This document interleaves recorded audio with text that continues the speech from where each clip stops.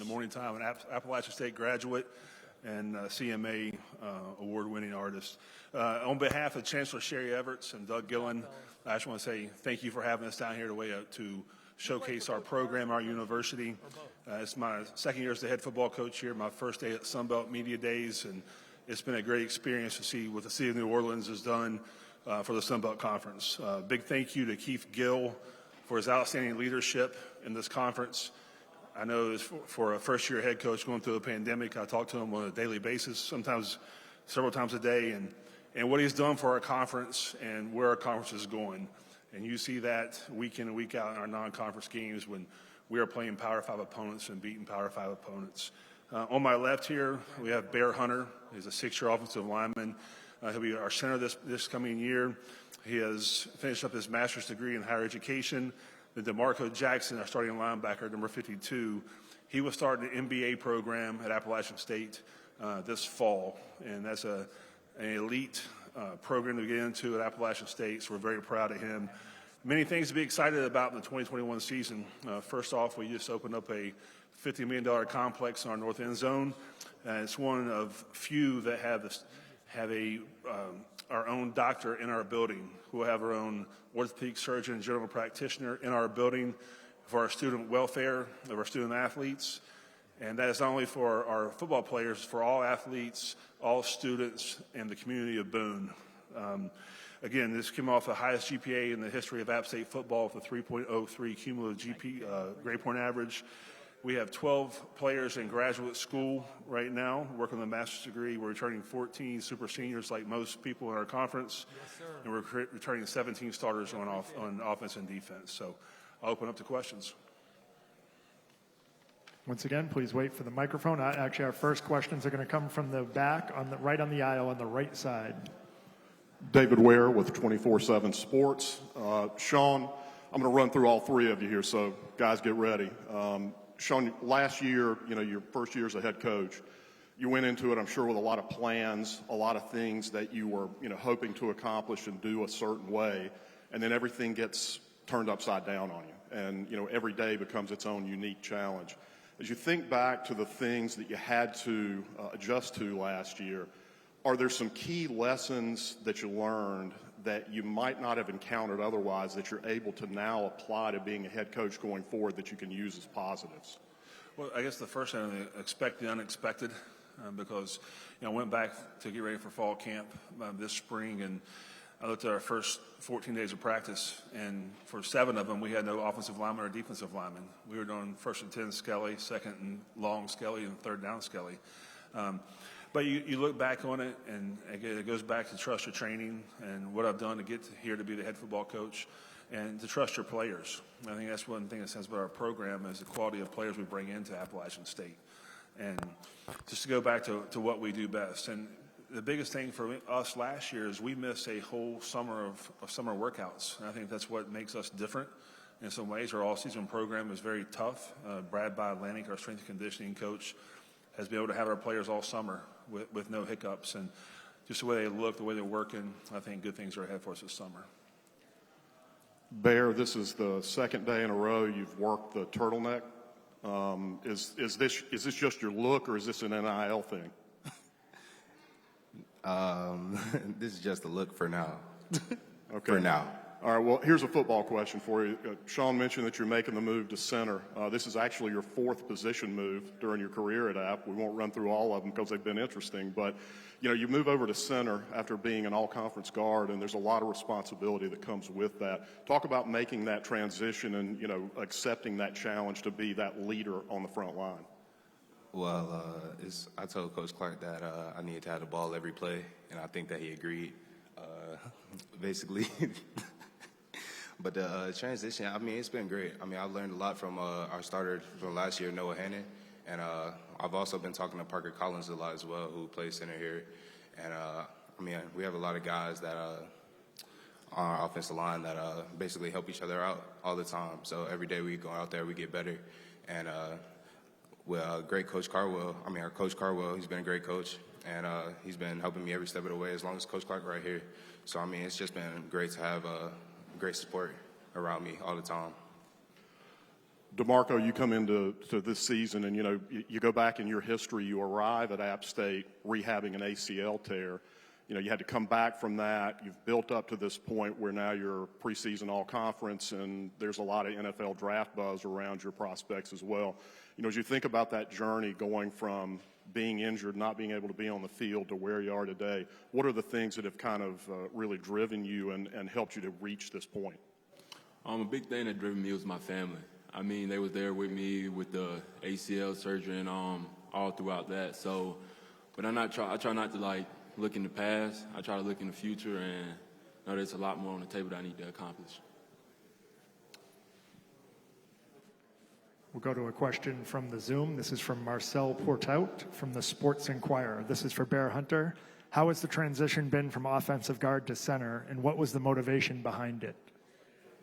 I feel like the transition's been great. You guys will be able to see all the hard work I put in this season. And motivation behind it is just, I love my teammates. I love Appalachian State football, and I love being able to go out there every Saturday or every Thursday whenever we play and just give it my all for Appalachian State. So that's really been the motivation for me. And, it's been awesome having Coach Clark here to support me every step of the way. To go to the right side now, about in the middle. Coach Zeke Palermo, SB Nation, can you talk about Chase Bryce and what it took to bring him over from Duke, and then will he be your week 1 starter? Well, again, I got to speak volumes with Chase Bryce. Through this whole recruiting process, like everyone else, we didn't see Chase Bryce when he came to campus. So we were doing Zooms and doing FaceTimes and talking to other people throughout the conference. And again, I can't speak enough about what he's been able to accomplish since he's been here. Again, this is his 3rd offense in 3 years. He came in and really bought into our program and the culture of our program, the player-driven program we have here at Appalachian State. And to watch him evolve from the first 10 practices of spring practice to the last 5, it was night and day. Again, he's getting more comfortable with the receivers we have. He's getting more comfortable with the offensive line. And he has a strong arm. And he can run he's very deceptive in run. He's faster than what you think. He might not be able to take it 60 yards, but he can take it 15 to 20 and get you a first down. So will he be a starter? The time will tell. Right now, going to camp, he will be our starter. We were very fortunate to be able to bring Jacob Usman back, who would be a 6-year quarterback who thought he wanted to go into the real world until he got that first paycheck and learned about taxes. So he came back to school. And so I feel good about our quarterback room, but Chase Bryce will be the starting quarterback going into fall camp. We'll go back to the Zoom. This is from Cameron Burnett with the Appalachian. This is for Coach Clark. If all goes according to plan, you'll be entering your first head coaching season with a full stadium of fans. Tell us about your excitement and what it means to have a full crowd at home this year. Well, we're very excited to get App Nation back in at the Rock this fall, and that's one of our home field advantages. And every school is different. Every county is different as far as last year of who could be in the stadium. The first 2 games we had no fans at all, and then after the second game we had, I think, 2,500 fans, which is great. But to get to get Kid Brewer Stadium rocking again and get our fans back there, I think that's part of the environment that our players feed off of. So we're very excited to get them back, and just listen to Doug and his staff. I think we're on a great trajectory to have about every game sold out this year. We'll go back to the audience right in the front row on the right. Kevin Foote, Acadiana Advocate. Coach, can you respond or discuss the NIL situation for a program like yours where you have a community that's been so football crazy for years, and the opportunities and how that could impact your program? Yes, we're very excited for the NIL in our program. That's something that we support for our student athletes. Again, we're going into a new phase of this. When I was in college, you weren't mandated to be there in the summertime, so we go out and get jobs and to pay our rent and go out wherever we want to. Now we're mandating our kids to be in the summertime. So anytime you can make money off your name, your image, and likeness, we're all for that. And we are going to a phase now that was a 7-week series we're doing to talk to our players. Really about every piece of how it goes, talking about taxes, talking about money management, how do you build your brand, and that's what it's all about. But you mentioned the town of Boone; they are behind our players. one of the best college towns in all of college football. They love their program. And, again, we're going to do all we can for our players to make sure they get the biggest bang for the buck. We'll go back to the Zoom now. We have Jeremy Harper from the Fun Belt podcast. This is for Coach. Last season's game against Marshall was a struggle. What did you and the team learn from that loss? Well, again, that was a tough game for our program, and I tried to let our players know that, when we were in the Southern Conference, that was one of our biggest rivals, them and Georgia Southern, and our players, for whatever reason, we didn't play very well. And again, we have a lot of respect for Marshall University and their program, and we're excited to get them back here in Boone this fall to get another shot at them. But, we just didn't play well, and we have to do a better job coaching in order to get that win. Another question from Zoom from David Rogers. This is for Coach. How would you rate the 2021 wide receiver room versus previous years? Can you repeat the question? Can you repeat the question? Yes, sorry, I had to get the mic back on. How would you rate the 2021 wide receiver room versus previous years? Well, I'm very excited about our wide receiver room. When you sit and look at our players, there's probably 10 wide receivers in that room right now that can start just about anywhere in our conference. Again, the player that everyone's forgetting about is number 2, Corey Sutton, who's a guy that didn't play last year, hasn't got many preseason accolades. He has a chance to be the all-time touchdown leader in our program. Thomas Hennigan will have the all-time reception record in our program. Then Malik Williams, who all he does is catch the football. And you have Jalen Virgil, who has world-class speed there. So then you look at the young guys, the Christian Horns, the Christian Wells. There's so many guys that can give value to our program, and it's going to be hard to make sure those guys get the amount of touches, because we are going to run the football. That's our DNA, is run the football, protect the football, but to find ways to get the balls to our playmakers. And Coach Ponce, our new offensive coordinator, will have a tough job to make sure he manages that. We're going to go back to Zoom. This is a question for both of the players. How serious do you take your role as leaders of this team? I mean, it's pretty serious. I mean, you got young guys coming in and they looking up to you, so you got to set the right example to let them know what's expected of them. Yeah, I take my role very seriously as a leader here on this team. I know that everybody on our team is looking up to me to make the right decision, and I know everybody in the Boone community and App State community is looking to me as well to make the right decisions out in public and on the field, play well. So I take my role very seriously, and I'm happy to be in the role that I'm in. Do you have any additional questions? Well, thank you very much, guys. We really appreciate it. I'm sorry, with Dan on the front right. This is for Bear. With all the changes that you'll have in the offensive line, I mean, I know you talked about the transition, and talk about having the ball in your hands, but how hard is that going to be for you? I worked my butt off all off season to get to where I will be on September 2nd when we play ECU, and I'm not going to say that it's going to be hard.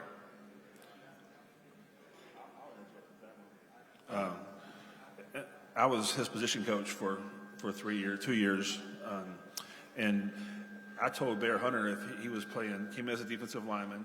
He was a quarterback in high school. He thinks he's a quarterback. So he played defensive line, we moved him to tight end, and I wanted him to be a starter, and I saw a lot of potential in his ability. And I told Bear Hunter, if you came in here and you bought into it to do the best of your ability, you have a chance to play in the National Football League. And he's done that. He's taken that serious. And the way he goes about his daily business, there's not much joking with Bear Hunter on the practice field. He wants to be as good as he possibly can be every single day. So there's no doubt in my mind that he will be a valuable asset in our program this year, and he wants to be the best center in our conference. And this is for DeMarco. You have a chance to be on a defense that's got basically almost every starter back, probably 10 starters back. How important is that to get back to where you want to be, where you were just a season or two ago? I mean, it's great. You got those communication skills like that. I mean, you had to build with another guy who was to come in like a new starter. So I mean, like having those relationships with linebackers, from the safeties to the D linemen, knowing your voice, knowing your calls and things like that. It makes a big difference when you're comfortable with the guy you're playing beside. Can you discuss the unique dynamic and the differences in preparation for a season? On one hand, you have some teams with almost the exact same, with 20 and 21 starters coming back. On the other hand, you have 3 new coaches where you're going to have a lot of uncertainty and unknowns in terms of just preparing for these teams each week. I don't think so. I think it goes back to what do we do best? It really is kind of cliche, but we worry about us and how good we possibly can be every Saturday. And that's only said that's throughout the week, every Tuesday, Wednesday, Thursday, whatever it be. But we're going to be Appalachian State. We'll try to do it at a high level and be the best program we can be in the Sun Belt. Coach, if I could ask one more about that. You've mentioned in some of your preseason things about opening the offense up more. Can you be a little more specific on what you're going to try to do offensively? We're going to try to get the ball in our playmakers' hands. And, again, we are, in the years past, have been a heavy run football team. We're still going to run the football, but we're not going to try to put a square peg in a round hole. And if it means going 5 wides, we'll do that. And there'll be some different looks to our style of football on the offensive side of the football. But, again, it's still going to be the same Appalachian offense. But we're definitely going to get the ball to our playmakers.